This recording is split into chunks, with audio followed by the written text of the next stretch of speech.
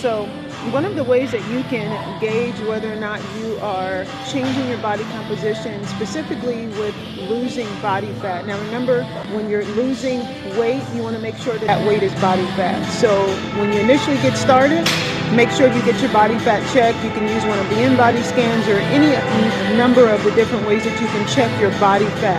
Remember, body fat is different from BMI, so you want to check that initially, because anything that you lose, you want to be something that you don't need, okay? You don't want to lose muscle. You don't want to lose anything that your body needs to function, okay?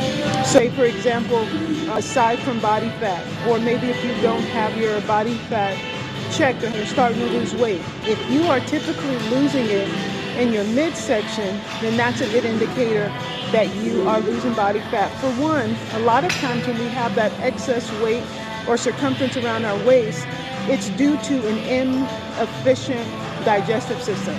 So you'll have bloating, like if you eat sugar, your stomach, and you're gaining body fat not necessarily from calories. Of course, when you eat sugar, it increases your appetite. It doesn't give you the ability to be able to actually gauge or identify that your body is getting the nutrients that it needs, because it's void of nutrients, but at the same time, it completely shuts down your body's responses that tells your body that you've had enough to eat. So sugar does that, and it hurts us in a number of different ways, but that's just one of them. And so one of the outcomes of that is to have the bloating. And what's taking place is whenever you eat something like processed foods, whenever you eat something, like I said, like refined sugar, I'm not talking about bananas or stuff like that, but whenever you eat something that is processed and refined, it doesn't just not give you what you need, it also gives you things that you don't need, the toxins that are in there. And what happens is, say for instance with the processed foods that have the fake GMO grain, because that's what they're made out of, what happens is that they go into your digestive tract and they upset that whole system. And so you're not only not getting what you need, you're not getting nutrients you need in order for your body to recover and to be able to function, your eyes to work and all these things, you'd have energy, but it also blocks your body from being able to absorb any nutrients that you might get in. And the way that it does that is because it upsets the environment in your stomach. And so one of the responses of that is the bloating. And so sometimes you'll see that bloating going on there. Now, when it comes to losing body fat, one of the ways to be able to gauge if you are losing the body fat is if that stomach is going down, meaning you're starting to be able to, the circumference is decreasing and it's flattening out, so you're starting to see the muscle tissue that's there, the muscle tissue building, and you're losing it there more than any other area.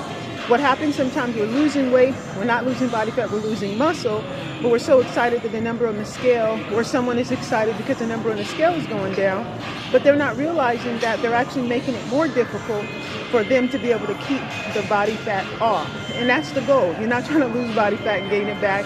And typically a lot of times we'll gain back more, because it doesn't just, when you lose muscle, that it's not just losing muscle, okay? You're losing the function, the calibration of your body, your metabolism, meaning how your body is able to take in, distribute, utilize nutrients so that it then performs better the next time. It affects our longevity.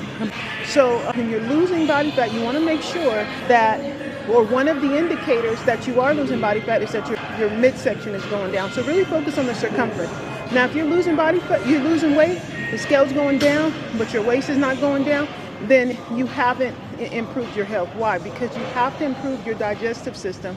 That bloating should be going down and the fat should be going down.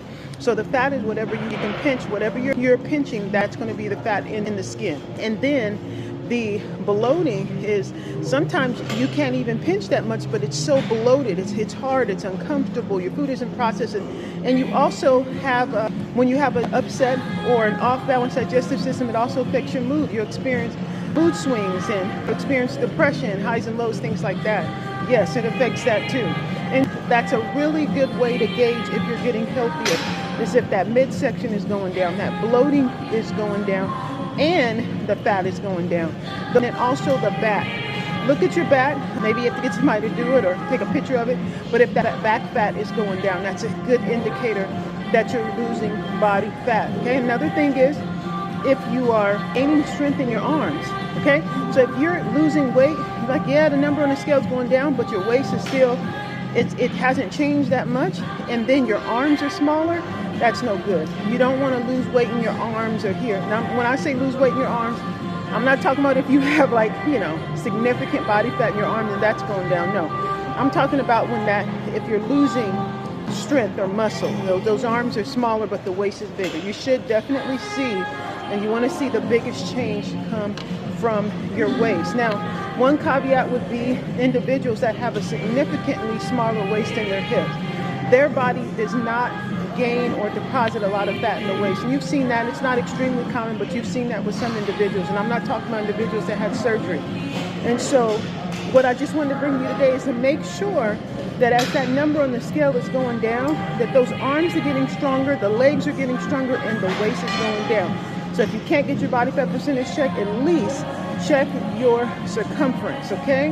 The circumference around your waist and any other place that your body particularly gains fat. So say, for instance, in your hips, if you're one of those individuals that gain more weight in your thighs, there's a significant difference between your waist and your thighs. Say, okay, you definitely want to gauge those hips and thighs.